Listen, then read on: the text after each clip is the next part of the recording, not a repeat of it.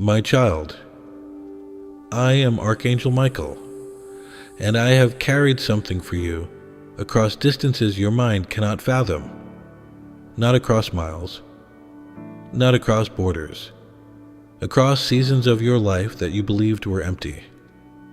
I held this treasure in my hands while you wept alone in rooms where no one heard your voice, while you questioned whether heaven had forgotten the sound of your name, while you dragged yourself through mornings that offered you nothing but the weight of yesterday's unanswered prayers. Today, I am standing before you with that treasure unlocked, and you will understand. Before this hour ends, why every single delay was a deliberate act of divine protection. Do not scroll past this moment. Do not treat this as another message floating through your screen. I arranged this encounter. I positioned the hour. I calibrated the second. Your eyes would meet these words because what I am holding for you has an expiration attached to it. Not from cruelty, but from divine order. There is a window in heaven that does not remain open forever.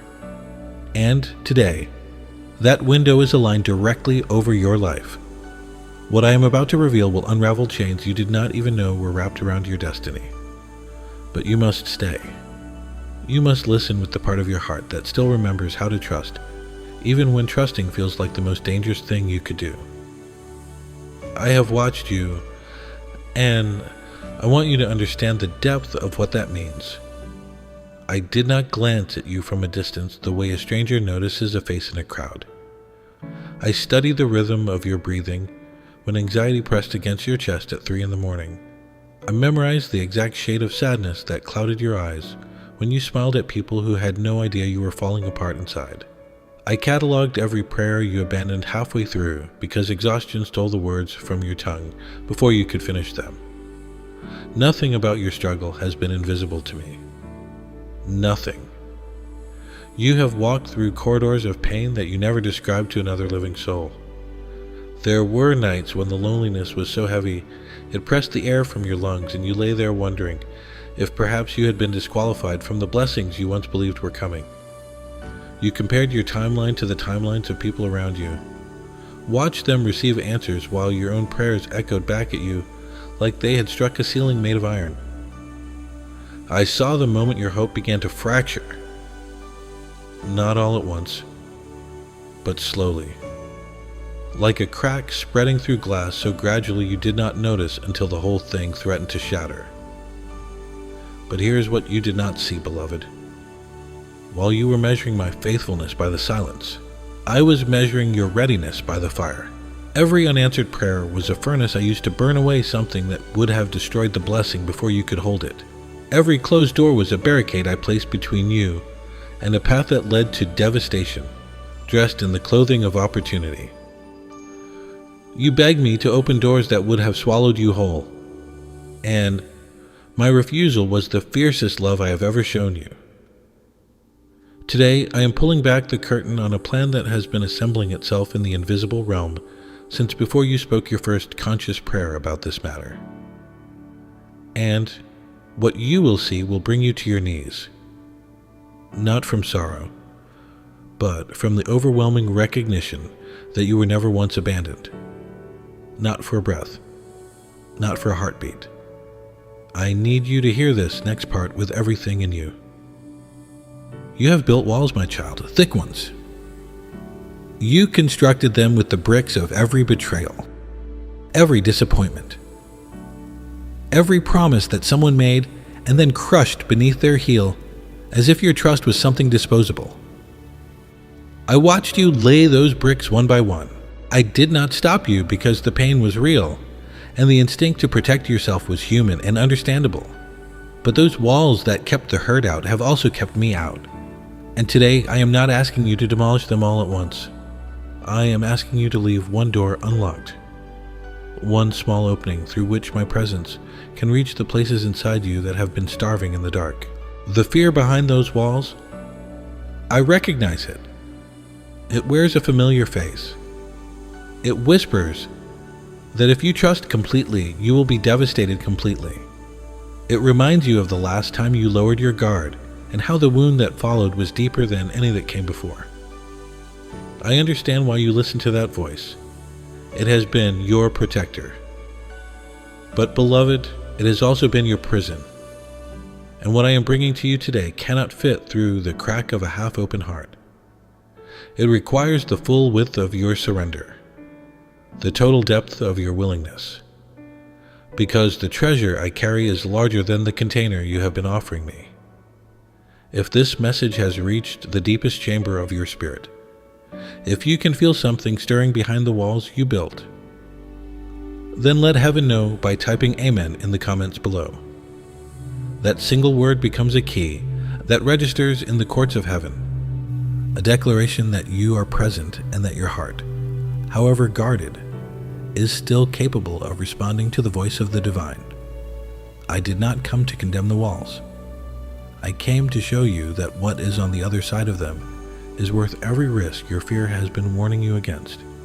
You have been surviving inside a fortress of self-protection for so long that you have forgotten what it feels like to live in the open air of absolute trust. You have mistaken the numbness of isolation for the safety of wisdom, and the two are not the same thing. Wisdom knows when to guard. Freedom knows when to release. And today, freedom is calling your name with an urgency that wisdom alone cannot explain. Let me tell you what I have observed about the weight you carry. You are exhausted in a way that sleep does not repair. It is not your body that is tired. It is your soul. You have been running an internal marathon for years, managing perceptions, suppressing fears, performing strength for audiences who never bothered to ask if you were genuinely okay. And the performance has drained something fundamental from the core of who you are. You move through your days on reserves that ran out months ago, maybe years ago, and yet you keep moving because stopping feels more terrifying than continuing on empty. I see the mornings you opened your eyes and the first thing that greeted you was not sunlight, but dread. That thick, formless weight that sits on your chest before you even remember why it is there. I see the way you reach for distractions, noise, tasks, anything that fills the silence, because the silence makes you feel things you have been running from. And I see how you judge yourself for it, how you add guilt to the pile as though you are not already carrying more than any human frame was designed to bear alone. You were never designed to carry this alone. That is not a platitude I am offering you for comfort. It is an architectural truth about how I made you. I built dependency into your design, not as a flaw, but as a feature. You were created to function at full capacity only when you are connected to a power source that exceeds your own.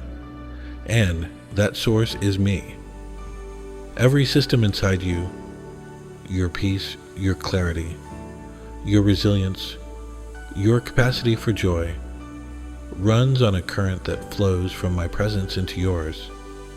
When you disconnected, when the walls went up and the cables were severed, the systems did not stop immediately. They ran on backup power, but backup power runs out, and beloved, yours has been depleted for longer than you want to admit. If this truth is landing somewhere deep, if you feel the inaccuracy of these words pressing against the exhaustion you have been hiding, then acknowledge it to heaven right now in the silence of your own spirit. You do not have to announce your weariness to the world, but you can admit it to the one who designed you for connection. And that admission is the first crack in the wall through which my restoration can begin to flow. There is something I must address about the season you have just endured. You have been walking through a corridor that felt endless, a stretch of days and weeks and months where the landscape never seemed to change, no matter how faithfully you put one foot in front of the other. You prayed in the morning and the evening looked the same. You fasted and the situation remained unmoved. You gave when you had little to give and watched the lack persist as though your sacrifice had evaporated into thin air. And somewhere in the middle of that corridor, a thought began to form. A thought so quiet, you almost did not notice it taking root. The thought that perhaps you were doing something wrong, that perhaps there was a flaw in your faith, a hidden sin, an unspoken offense that was blocking the pipeline between heaven and your circumstances. I need to dismantle that lie right now before it takes another breath inside your mind. The delay was never a punishment. Hear me clearly. I do not withhold blessings from my children as a form of discipline for imagined transgressions. The delay was engineering. It was the precise amount of time required for three things to happen simultaneously. Your heart to reach the exact degree of readiness, the circumstances around you to reach the exact configuration of alignment, and the forces that had been assigned to obstruct your blessing to be systematically dismantled in a realm you cannot see with natural eyes. You have been praying into a battlefield, beloved. Not a courtroom, not an empty room, a battlefield. And while you heard nothing but silence on your side of the veil, on the other side, angels were warring on your behalf with a ferocity that would have terrified you if you had witnessed it. Principalities that had stationed themselves across the pathway of your provision were being uprooted one by one. Not because you earned it through performance, but because your prayers activated an authority that no dark power can withstand. Every whispered prayer, every exhausted sigh directed toward heaven, every moment you chose to believe when believing felt like lifting a mountain with your bare hands. Each one was a weapon deployed in that invisible war. I am going to say something now that your spirit needs to receive like rain on cracked earth. You did not fail the test of waiting. You passed it. The fact that you are still here, still listening, still capable of feeling the pull of my voice after everything you have endured, is proof that the enemy's strategy to destroy your faith through delay has completely and irreversibly failed. He wagered that the silence would convince you to walk away. He calculated that the pain would harden your heart beyond my reach. He lost that wager, and today you are about to receive the reward of your endurance. If you can feel the truth of these words settling into places inside you that have been aching for validation, then receive this next revelation with hands that are finally open, because the season of empty hands is drawing to a close. What heaven has been holding on your behalf is approaching the moment of transfer. And the transfer requires a recipient who has stopped clenching their fists around things that were never meant to sustain them. Let me take you deeper now, because the surface of what I am revealing is only the beginning. You need to understand what was happening in the invisible while you sat in the visible, wondering if anything was moving at all. Imagine a river that runs underground for miles beneath dry, cracked earth. The person standing on the surface sees only dust and drought. They see no evidence of water. They might conclude that the land is barren, that nothing flows beneath their feet, that life has abandoned this place entirely. But the river is there. It has been there the whole time, cutting channels through stone, gathering force, preparing to surface at a location that was chosen before the first drop of rain ever fell. Your blessing has been that underground river. It has been moving relentlessly beneath the surface of your circumstances, carving pathways through obstacles, dissolving barriers, accumulating momentum. And today, right now, in this very hour, it is breaking through to the surface. You are about to see water where there was only dust. You are about to witness provision where there was only lack. You are about to encounter answers that arrive so precisely calibrated to your need that you will know, beyond any shadow of doubt, that a hand far greater than chance was orchestrating every detail. If this channel has become a place where heaven speaks directly into the deepest corridors of your spirit, if these messages have carried you through hours when nothing else could reach you, then subscribe and activate the notification bell so that no future word passes you by. Stay connected to this divine stream of communication, because what is unfolding in the next season of your life will require you to be positioned to receive instructions that arrive without warning. The enemy works to sever exactly these kinds of connections. Do not let him succeed. There is a reason this message found you today and not yesterday. Not last week. Not next month. Divine timing operates with a precision that makes the most sophisticated human planning look like guesswork. Yesterday you were not ready. Last week the pieces had not yet been arranged. Next month would have been too late for the particular alignment that is available to you right now. This is the intersection. This is the convergence. Every road you have traveled. Every wrong turn that felt like wasted time. Every detour that seemed to lead nowhere. They were all tributaries feeding into this moment. I know you have questions. Why did the business fail? Why did the relationship end? Why did the health crisis arrive at the worst possible time? Why did the people you trusted betray you at the moment you needed them most? I will not answer every question today, because some answers only become visible in retrospect. When you stand at a high enough elevation to see how every valley served a purpose in the landscape of your destiny. But I will tell you this, not a single tear was pointless. Not a single night of anguish was wasted. I collected every drop of your suffering and converted it into currency that has been purchasing something you could not afford with money. The depth of character required to steward what I am about to release. You would not have been able to carry this blessing 5 years ago. That is not an insult, it is an observation. The person you were before the fire did not have the hands to hold what the person you have become is now qualified to receive. The breaking was not cruelty, it was preparation. And the preparation is complete. Now I must speak to the barriers that have kept you from receiving with both hands open. 3 sentinels have been guarding the gates of your heart, and each one must be named before it can be dismissed. The first is fear. The second is pride. The third is noise. And all 3 have been working in concert to keep you in a holding pattern that mimics safety while guaranteeing starvation. Fear has been the loudest. It speaks in the voice of experience, and that is what makes it so convincing. It does not argue from theory. It argues from memory.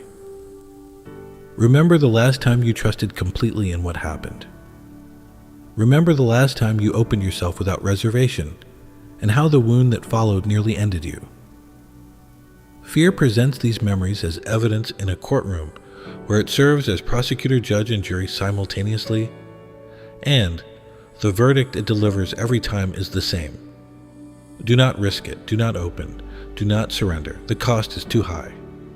But fear has been lying to you about the cost, beloved. It has shown you the price of vulnerability while hiding the price of self-protection. It has calculated the risk of opening your heart, while refusing to calculate the risk of keeping it closed. And the risk of a closed heart is not safety, it is atrophy. A heart that refuses to open does not become stronger through isolation. It becomes brittle. It loses its capacity to receive, to feel, to respond to the movements of divine grace that require flexibility to absorb. You have been so focused on protecting yourself from potential pain that you have not noticed the actual pain of living behind walls that were never meant to be permanent.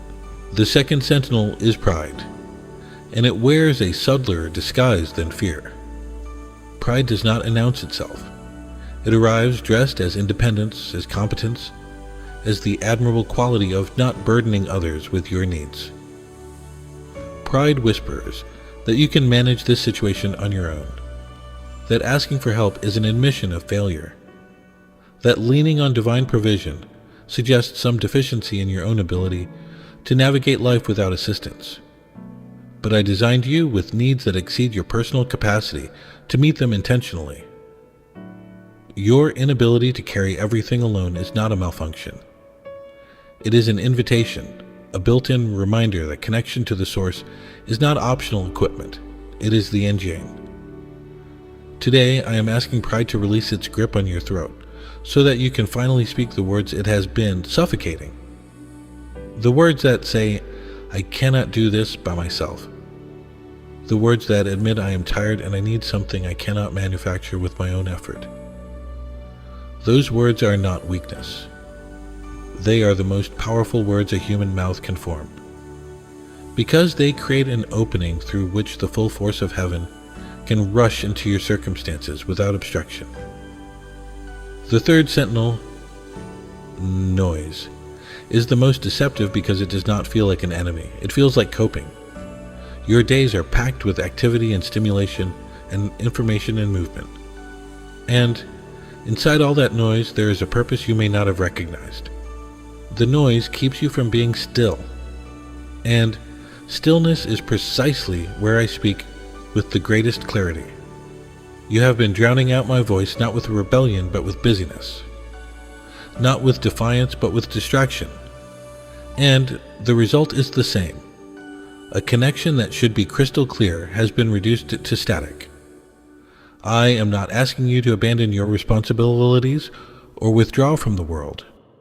I am asking you to carve out one space, one corridor of silence in the architecture of your day, where my voice is the only frequency competing for your attention. What I need to communicate to you requires a receiver that is tuned to precision. Casual listening will not capture it. Distracted reception will miss the critical details. What is coming toward you requires instructions, and those instructions are delivered in the frequency of stillness. Type this declaration over your life now and let it anchor in your spirit. I choose surrender over self-protection. I choose the voice of heaven over the noise of the world. My heart is open and my hands are ready. Speak these words with the authority of someone who has decided, not someone who is still deliberating, because the realm of the Spirit responds to decision, not to consideration. Now listen very carefully, because what I am about to say constitutes the turning point of everything you have been waiting for. I have been preparing you with these words, softening the ground of your spirit, dismantling the barriers one by one, because what follows is too heavy for unprepared soil. It would have bounced off the surface of a hardened heart, but your heart is no longer hardened. I can feel it yielding. I can see the cracks where light is beginning to seep into rooms that have been dark for years. Here is the revelation, my child. A decree has been issued in the courts of heaven concerning your life, and it was issued before you woke up this morning. While you were sleeping, while your conscious mind was offline and your defenses were down, a judicial proceeding took place in a realm that operates outside of time. Your name was called. Your case was presented. Every accusation that has ever been filed against you, every charge of unworthiness, every claim that disqualification had rendered you ineligible for the promises of heaven, was brought before the throne, and every single charge was dismissed, not reduced, not mitigated, not deferred to a future hearing. Dismissed.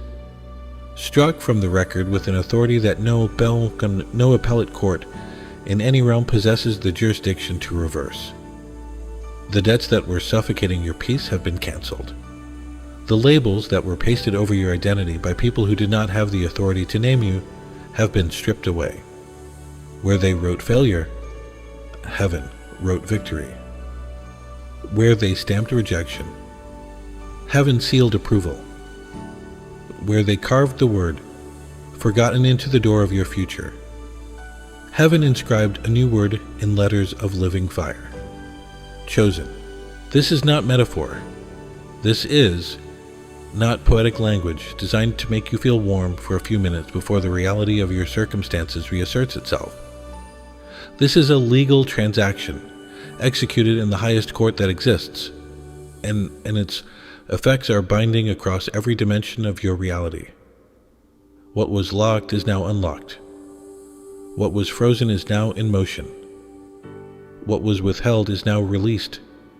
And the release carries a momentum that nothing in the visible or invisible realm possesses the power to reverse. Provision is part of this decree. Doors that were sealed against you by forces you could not identify are swinging open at this very hour. Not because you finally earned the right. Not because your performance reached some invisible threshold, because the appointed time arrived. Because the engineering was complete. Because every piece of the puzzle that had to be in position before the blessing could land safely has now reached its designated coordinates. Take a breath right now, beloved. Let the magnitude of what I have just declared settle into the chambers of your spirit that have been holding their breath for months, for years. The verdict has been rendered, and it is mercy. The case has been decided, and the ruling is favor. You do not need to petition the court again. You do not need to present additional evidence. The gavel has fallen, and it echoes through every dimension where your name has ever been spoken by darkness or by light. Now, I want to speak to you about something that flows naturally from everything we have walked through together in this hour. You have received a word today that carries weight, a word that has reached parts of your spirit that other messages could not access. And when heaven deposits something of this magnitude into your life, there's a principle that activates in the spiritual realm. The principle of a reciprocal flow. A river that only receives eventually becomes stagnant. But a river that gives, that allows what it has received to flow outward toward others who are still in the drought. That river stays fresh, stays alive, stays positioned to receive even greater floods of provision. If this message has shifted something inside you today, if you feel that the ground beneath your faith has been renewed and that something ancient and heavy has been lifted from your shoulders, then I invite you to become part of the mission that carries these words to souls who are still trapped in the silence you just escaped. Through Ko-fi, accessible through the link in the description or the pinned comment, you can sustain this work through a membership that keeps you connected to a community of believers who pray together and strengthen one another daily, or through a one-time donation that plants a seed directly into the soil of this ministry. Every act of generosity becomes a bridge that carries the voice of heaven across distances it could not travel without willing hands. Your participation is never just financial. It is spiritual. It is a declaration that what you received was valuable enough to ensure others receive it too. I do not say this as an obligation. I say it as an invitation to partner with a work that the divine hand is actively sustaining. Now let the blessing continue to unfold, because the decree does not stop at provision. It extends into every territory of your existence that the enemy attempted to claim as his own. Relationships that fractured under the weight of misunderstanding and unhealed wounds are entering a season of restoration. Not the kind of restoration that pretends the fracture never happened. The kind that acknowledges the break and builds something stronger across the fault line. Some people who walked away from your life will return changed, carrying an awareness they did not possess when they left. And you will have the grace to receive them because the bitterness that would have poisoned the reunion has been extracted from your heart. During this season of waiting, I speak over your body right now because I know what it has endured. The stress you carried in your shoulders. The tension that lived in your jaw while you slept. The headaches that arrived without explanation and lingered without remedy. The exhaustion that no amount of rest could dissolve. Your body has been keeping score of every emotional burden your mind tried to suppress. And today I am issuing a command to your physical frame. Release. Let the muscles that have been clenched around anxiety begin to soften. Let the systems that have been running on emergency reserves switch back to their designed operating mode. I am the one who formed every cell in your body, and I retain the authority to speak restoration into tissue, into bone, into blood, into nerve pathways that have been firing distress signals so long they forgot how to transmit peace. What is happening inside you right now is not a product of your imagination. It is not an emotional reaction to pleasant words. It is the tangible evidence of a divine encounter calibrated specifically for your spirit at this specific moment in your journey. My presence does not announce itself with thunder. It arrives as a shift, a warmth, a pressure that lifts, And once you recognize it, you will never confuse it with anything ordinary again. May the supply that flows into your life from this day forward exceed your capacity to consume it, so that generosity becomes your default posture and blessing becomes your permanent address. May doors open before you reach for the handle, and may the people positioned to assist your destiny recognize you before you speak your name. May confusion lift from your decisions like fog, burning away under morning sun, until every next step is illuminated with clarity that leaves no room for second guessing. May your children and your children's children walk in the overflow of what your faithfulness purchased during the dry season. May the seeds you planted in secret be honored in public, with a harvest so abundant that storehouses must be expanded to contain what I pour out. May the health you have been requesting visit your body with such thoroughness that medical professionals search for explanations and find none outside of divine intervention. May sleep return to you as a gift, deep, restorative, uninterrupted by the anxieties that used to patrol your nights, like wolves circling a campfire. I am not wishing these things upon you. I am decreeing them. There is a difference between a wish and a decree. A wish expresses hope. A decree expresses authority. And the authority from which I speak does not require your circumstances to agree before it takes effect. Your circumstances are subordinate to the decree, not the other way around. What I have spoken will rearrange the visible to match the invisible, and the rearranging has already begun. Now hear me concerning the purpose behind everything I am releasing. This is critical, because misunderstanding the purpose will lead to mishandling the provision.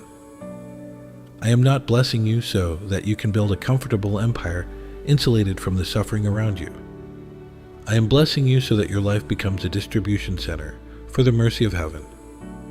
The comfort I pour into your wounds is meant to overflow into the wounds of others. The provision I stack into your storehouses is meant to flow outward toward empty tables you have not yet seen. The peace I plant in your chest is meant to radiate into rooms full of people who have forgotten what peace even feels like.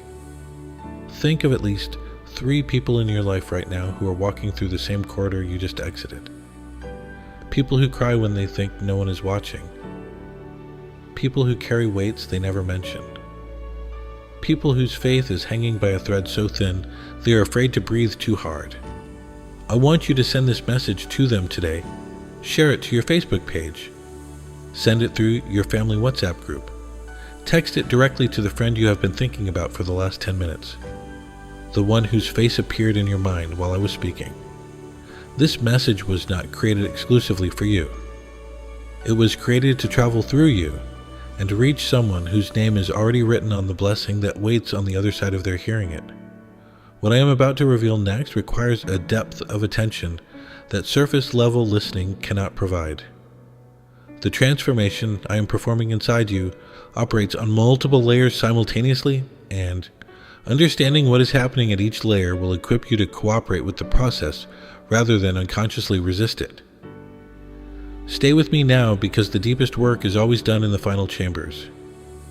The places most people never reach because they turn back when the territory becomes unfamiliar. Now, I need to take you into the deepest chamber of what I am doing inside you, because there is a renovation happening in the infrastructure of your mind that most people around you cannot see yet. But they will. The evidence will become undeniable. I am rewiring the circuits that have been programmed by years of fear-based thinking. The neural pathways that automatically default to worst-case scenarios are being rerouted. The mental scripts that replay rejection and failure on an endless loop are being overwritten with new recordings that carry the frequency of divine truth. You have noticed small changes already, even if you did not attribute them to me. Moments where patience appeared when frustration used to be automatic. Moments where forgiveness surfaced before bitterness had time to take root. Moments where you chose silence instead of defensive or retaliation, and discovered that the silence did not make you weak. It made you powerful. These are not personality improvements you manufactured through the willpower. These are the fingerprints of my Spirit reshaping you from the inside out, and the transformation is accelerating. What starts as subtle internal shifts will soon become visible external evidence. The way you carry yourself will change. The way you respond to provocation will change. The way you enter a room will change because the atmosphere you carry will be saturated with a peace that did not originate in your circumstances, but in your connection to the one who is beyond all circumstances.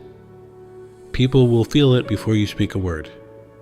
They will recognize that something fundamental has shifted in you, and some of them will want to know the source, and your testimony will become the door through which they encounter me for the first time. This is the deeper purpose of transformation. It is never exclusively personal. Every internal renovation I perform in one life creates a model that inspires a renovation in another. Your healing becomes a blueprint. Your breakthrough becomes a map. Your testimony becomes a bridge that someone else will cross to reach their own encounter with divine intervention. Do not hoard your story. Do not polish it into something unrecognizable. Tell the raw version. Tell the version that includes the doubt and the anger, and the nights you were not sure you believed any of this. That version carries more power than the sanitized edition ever could, because it meets people in the mess they are actually living in, rather than the perfection they think they need to achieve before heaven will take them seriously. I want to address something you have been carrying that you rarely speak about. There is a loneliness inside you that exists separately from whether or not you are surrounded by people. You can be in a room full of faces and still feel it. That fundamental disconnection between the person they see and the person you actually are. You have been performing a version of yourself for so long that you sometimes wonder if the real you still exists beneath all the adaptations and adjustments you made to survive. Let me put that question to rest right now. The real you is still there. Buried perhaps, muted certainly, but alive and waiting for permission to surface. I did not create you to perform, I created you to be. And the version of you that I crafted with intentionality and purpose is not the edited highlight reel you present to the world. It is the unfiltered version. The one that has doubts and questions and fears and wild hopes and quiet dreams that seem too impractical to ever speak out loud. That version is the one I am calling forward today. Not because the world deserves to see it, but because you deserve to live as it. The performance era of your life is reaching its conclusion. What opens next is the era of authenticity. And it will be terrifying at first, because authenticity always feels dangerous to someone who has been surviving on adaptation. But I promise you, the life waiting on the other side of that terror is more alive than anything the performance ever produced. There are rooms inside you that have been locked since childhood. Rooms where early wounds were stored and sealed because the pain was too large for a small heart to process. I see those rooms. I know what is behind every door. And I am not asking you to relive the trauma. I am asking you to let me walk into those rooms with the light of my presence and do what only divine hands can do. Transform the meaning of what happened without changing the facts of what occurred. The events cannot be undone, but their authority over your present can be dismantled, and that dismantling is what I specialize in. Healing is not forgetting. Healing is remembering without the chains. It is looking at the scar and recognizing it as evidence of survival rather than proof of damage. It's telling the story without the story telling you what you are worth. I have been waiting for you to reach the point where you want this kind of healing more than you want the familiar ache of carrying the wound. And today, I can see that you have arrived at that threshold. Do not mistake my gentleness for passivity. I am kind, but I am not weak. The same hand that wipes tears also overturns tables. The same voice that whispers comfort also commands storms into silence. And right now, in this hour, I am deploying both aspects of my nature on your behalf. To the things that have been tormenting you, I speak with authority. Be still. To the forces that have been delaying your breakthrough, I issue a command. Release what belongs to my child. To the lies that have been circulating through your thought life, I deliver a verdict. You are exposed and your tenure is terminated. Now, I am going to issue the charge over your life, and I need you to understand that what follows is not a suggestion. It is a divine instruction, delivered with the full weight of celestial authority. This is the moment the entire message has been building toward, and I will not soften it to make it comfortable. Comfort has its place. This is the place for command. Today, you will stop negotiating with fear about the terms of your own freedom. The negotiation is over. Fear does not get a vote. Fear does not get a seat at the table where your destiny is being discussed. From this moment forward, you will treat every fearful thought as an intruder in a house that has been claimed by heaven, and you will escort it to the door with the authority of someone who knows exactly who owns the property. Today, you will stop carrying weights that I never assigned to your shoulders. You have been picking up responsibilities that belong to me and staggering under them, as though the universe would collapse if you set them down. I am telling you now, set them down. The universe will not collapse. The people you are trying to save will not perish. The situations you are trying to control will not spiral into chaos. Because I am not absent. I am standing right here with hands that are infinitely more capable than yours, and I am asking you to trust me with the things you have been white-knuckling through sheer determination. Today, you will begin to walk as though the decree I issued this hour is already manifesting in your visible reality. Not because you can see the evidence yet, because you have heard the verdict from a court that has never once issued a ruling that failed to execute. Faith is not pretending that reality is different from what it appears. Faith is knowing that the invisible reality has already been restructured, and the visible reality is simply catching up. Live in the gap between the decree and the manifestation with the confidence of someone who has already seen the outcome. This is your charge, beloved. Carry it with the weight it deserves. Do not let the distractions of tomorrow dilute the power of what you received today. Do not let the opinions of people who were not present in this divine encounter convince you that what you experienced was anything less than a genuine meeting between your spirit and the throne of heaven. Type this declaration and let it thunder through the atmosphere of your life. I am who heaven says I am. I carry what heaven assigned me to carry. I walk where heaven directs me to walk. No weapon formed against my identity will prosper because my identity was forged in the fire of divine purpose, and it cannot be counterfeited by any force in any realm. Let those words become the anthem of this new season. The soundtrack that plays in the background of every decision, every conversation. Every morning you open your eyes and face a world that does not yet reflect the reality heaven has already declared. I'm going to tell you what happens next, because you need to be prepared for the way this decree manifests. It will not always arrive in the packaging you expect. Divine provision rarely looks the way human imagination predicted it would. You may be expecting a door to open on your left, and instead a window shatters on your right.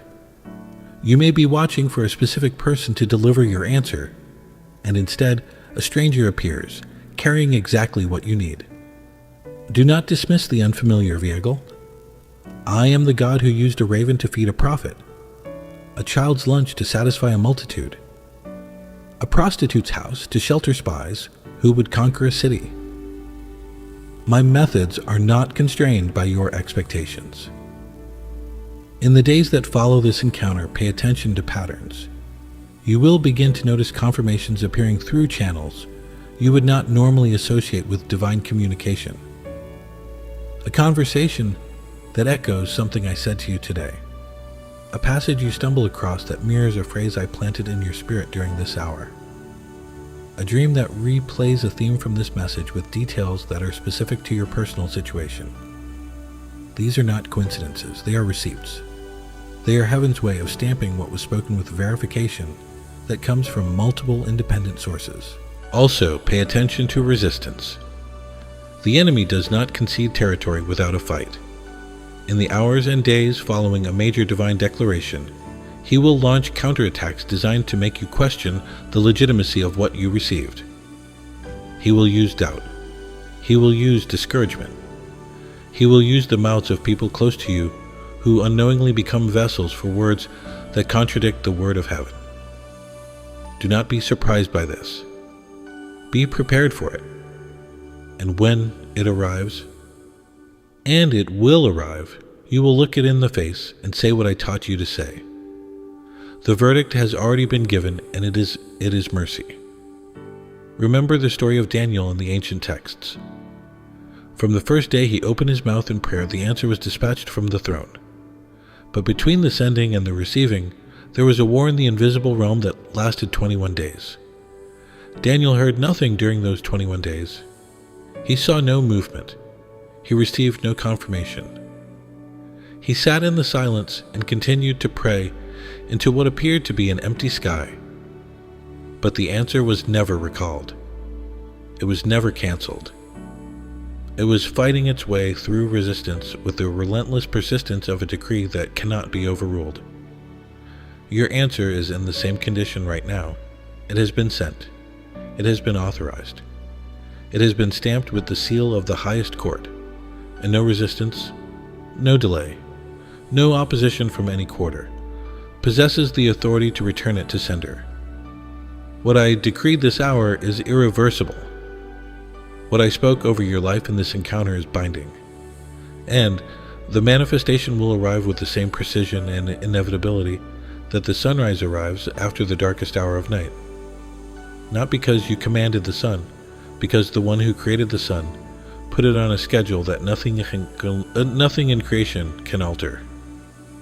I want to speak the final declaration over your life now, and I need every part of your being to receive it, because these are the words that will seal everything that has been spoken in this hour into the permanent record of your destiny.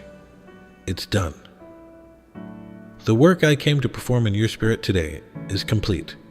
The chains I came to address have been severed. The doors I came to unlock have been opened. The lies I came to expose have been illuminated. The verdict I came to deliver has been rendered. And none of it can be undone by any hand in any realm across any span of time.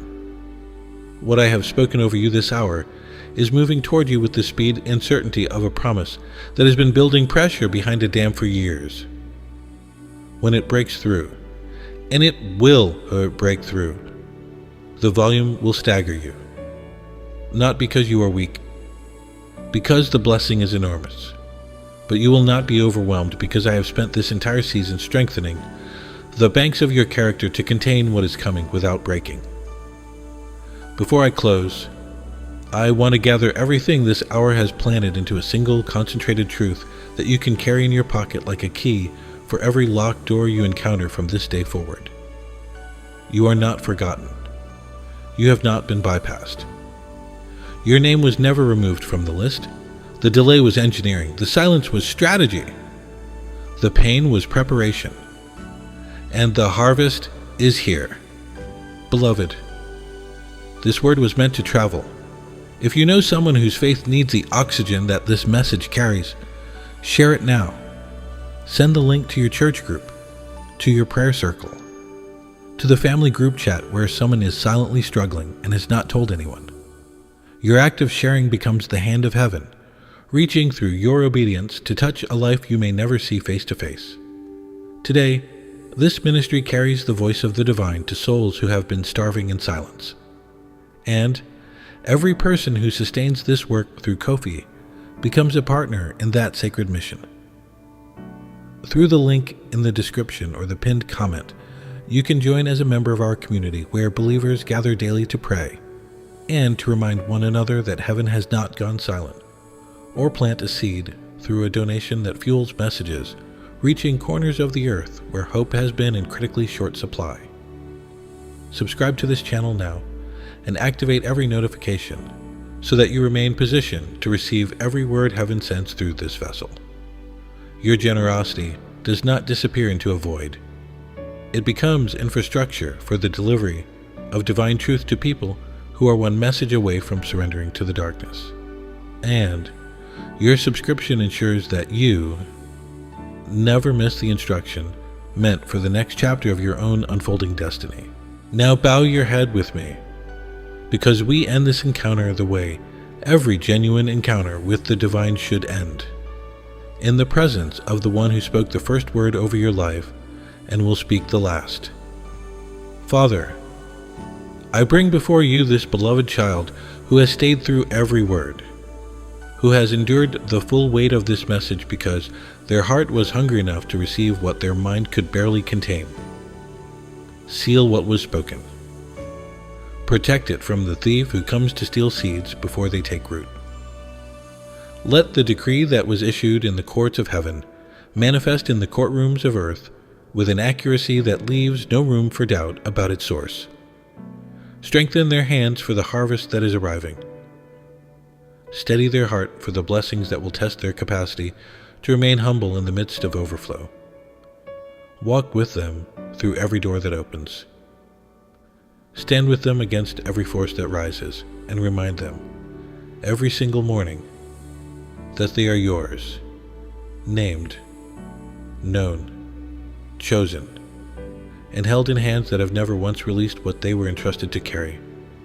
In the mighty name of your Son, it is sealed, it is finished. Amen.